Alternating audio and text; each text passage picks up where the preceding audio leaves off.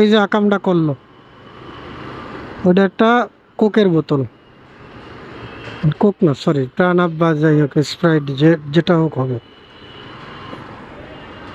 এই আকামটায় মানুষ মারা যায়। এটা যেই সেই আকাম না। আপনি যদি মনে করেন যে এটা একটা স্বাভাবিক কাজ, যে আমি জানালার থেকে একটা বোতল ফেলাইয়া দিছি, ওটা লোকাল বাসও না, কিন্তু ওটা কিন্তু লোকাল বাস না। লোকাল বাসের প্রত্যেকটা সিটের পিছনে না হয় ময়লা ফেলানোর জায়গা থাকে না, কিন্তু ওইটা একটা পরিবহন। প্রত্যেকটা পরিবহনের প্রত্যেকটা সিটের পিছনে একটা জালি দেওয়া আছে। আর ওইটার কাজ কি? ওই জালিটা দিয়ে ওই ময়লাগুলো ফেলাবেন দেখে ওই জালিটা দেয়া থাকে। আপনি কি করেন, বোতলটা ধরে ফেলাইয়া দেন, আবার ফেলান কি করেন, মুখ লাগাইয়ে তারপর ফেলাইয়া দেন, মানে বোতলের ক্যাপ লাগাইয়ে তারপর ফেলান। ওইটা যদি কোনো বাইকের চাকার নিচে পড়ে, আর যদি বাইকে একটু গতিতে থাকে, লাইক 50, আর লাগবে না। 50-তে তো হয়তো বা ও মানে অ্যাক্সিডেন্ট করবে, যদি মানে কোনো সিস্টেম ওইরকম খারাপ সিচুয়েশন না হয়, তাহলে হয়তো বা বেঁচে যাবে, হয়তো বা হাত পা সালবে টালবে। বাট যদি উনি একটু ওইটা যদি বেশি স্পিডে হয়, যেমন এইটা যদি এক্সপ্রেস ওয়েতে হয়, তাহলে ওই বাইকের শেষ। ওটা শুধু বাইকের জন্যই বিপজ্জনক, অন্য কিছু না। অন্য গাড়ির বেলায় এটা হবে না, কারণ অন্য গাড়ি অনেক ওয়েট। পানির বোতল হইলে অনেক সময় ফুইটে যাবে, কিন্তু ওই কোক স্প্রাইট এদের বোতল হইলে ফাটবে না।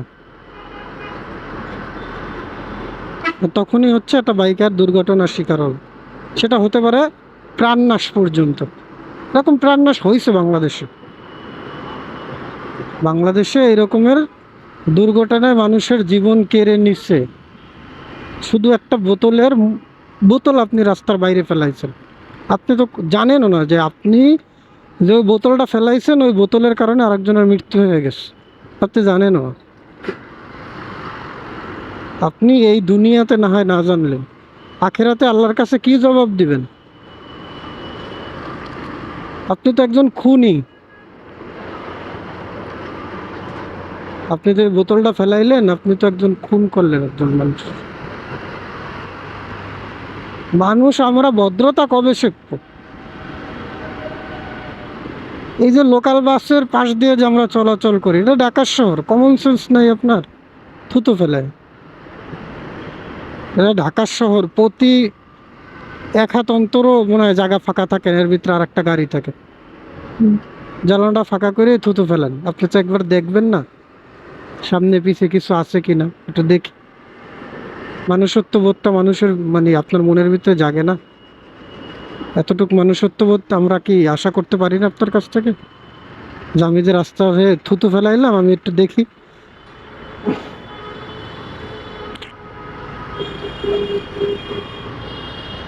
আমরা মানুষ হব না কোনোদিনও, আমরা বাঙালিরা মানুষ হব না।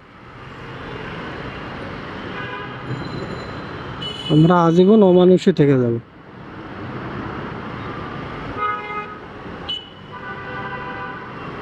এই স্বভাবগুলা পারলে চেঞ্জ করে ভালো হবে।